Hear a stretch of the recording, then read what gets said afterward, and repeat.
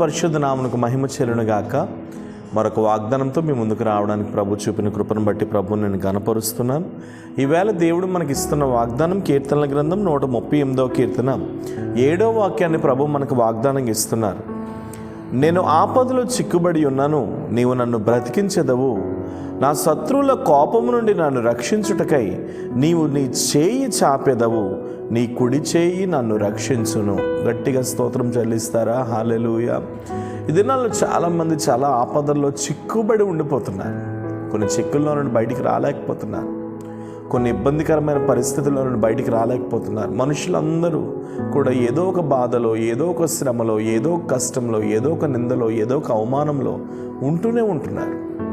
కానీ శ్రమలు కలిగినప్పుడు దేవుని తట్టు చూడకుండా ఎక్కువగా మనుషుల తట్టు చూస్తున్నారు.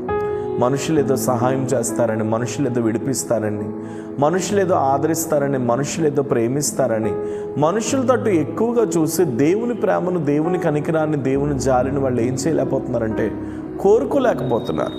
కానీ ఈరోజు ప్రభు నీకు ఇస్తున్న వాగ్దానం ఏంటంటే, నువ్వు ఎన్ని ఆపదల్లో నువ్వు చిక్కుకున్నా సరే, నిన్ను బ్రతికించగలిగిన దేవుని తట్టుగానే నువ్వు చూడగలిగితే మాత్రం ఖచ్చితంగా ఆయన కుడి చేయి నీ కొరకు చాపబోతున్నాడు. ఈవేళ ఖచ్చితంగా ఆయన కుడి చేయి నీ కొరకు చాపబోతున్నాడు.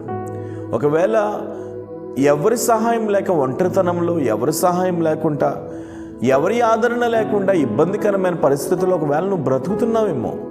కానీ నేను 100% ఈ రోజున ఈ వాగ్దానం చూస్తున్న నీతో నేను మనసారా చెప్పగలిగినటువంటి మాట ఏంటంటే, నువ్వు ధైర్యం తెచ్చుకో.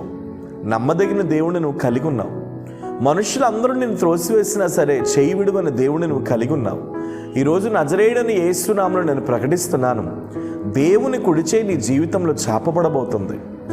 దేవుని కుడిచేయి నీ ఆపదలన్నిటి నుండి నేను విడిపించబోతుంది. దేవుని కుడిచేయి పడిపోయిన నీ ప్రాకారములను తిరిగి కట్టబోతుంది. దేవుని కుడిచేయి నేను అనేకులకు ఆశీర్వాదకరంగా మార్చబోతుంది. ప్రియ దేవుని బిడ్డ, అధైర్యపడవద్దు. శత్రువుల యొక్క కోపం అంతా కూడా నీ జీవితంలో తొలగిపోబోతుంది. అనారోగ్యం అనే శత్రువు, అప్పులు ఊబ అనే శత్రువు, బలహీనత అనే శత్రువు, ఆత్మీయ ఎదుగుదలలో చచ్చిపోయిన ఆ స్థితి కలిగినటువంటి ఆ శత్రువు, చంపేసిన ఆ శత్రువు, ఎలాంటి శత్రువు అయినా సరే నీ జీవితంలో నుండి వెళ్ళిపోబోతున్నాడు. నిన్ను రక్షించడానికి నా దేవుడు నీ కుడి చేయిని, తన కుడి చేతిని నీపైన చాపబోతున్నాడు. ఇది మొదలుకొని ఆయన కృప నిన్ను వెంబడించబోతుంది. కాబట్టి నువ్వెన్నడూ కూడా మనుషుల తట్టు చూసి, నరుడి తట్టు చూసి, నువ్వేదో ఆలోచించుకొని, నువ్వేదో నీ జీవితమును పాడు చేసుకునే పరిస్థితిలోకి నువ్వు వెళ్ళొద్దు. ఎన్ని శ్రమలు కలిగినా మోకరించి ప్రార్థన చేసి, ఆవగించంత విశ్వాసంతో నువ్వు దేవుని వైపు చూచి నీ బ్రతుకును ముందుకు కొనసాగింపు చేసుకో. తప్పనిసరిగా దేవుడు నీ జీవితంలో బహుబలమైన కార్యాలు నీ జీవితంలో దేవుడు చేయబోతున్నాడు.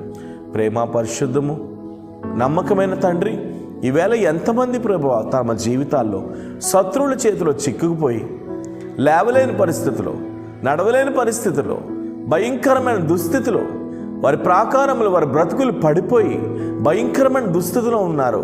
అట్టి వారందరూ నీ చేతులకు అప్పగిస్తున్నాను ప్రభువా. నజరేయుడైన యేసు నామములో ఇది మొదలుకొని నీ వెలుగు వారిని వెంబడించును గాక, నీ అభిషేకం వారిని వెంబడించును గాక. ఎక్కడికి వెళ్ళినా నీ బిడ్డలు జయం పొందుకొని ముందుకు కొనసాగుదురుగాక. అయ్యా, నీ కుడి చేతిని వారి మీద చాపమని ప్రార్థన చేస్తున్నాను. అలాంటి కృపను మీరు ఉంచమని ప్రార్థిస్తూ యేసు నామమున ప్రార్థన అడుగుచున్నాను తండ్రి. ఆమేన్. God bless you. దేవుడు నమ్మదగిన వాడు. ధైర్యం తెచ్చుకోండి. మీ పక్షంగా దేవుడు నూతనమైన కార్యాలు చేయబోతున్నాడు. తప్పనిసరిగా దేవుని కృప మీతో ఉంది. దేవుడు మిమ్మల్ని, మీ కుటుంబాలను దీవించి ఆశీర్వదించను గాక. ఎవరికైనా అవసరం ఉంటే కాంటాక్ట్ చేయండి. ఖచ్చితంగా మీ కొరకు మేము ప్రార్థన చేస్తాం. Praise the lord.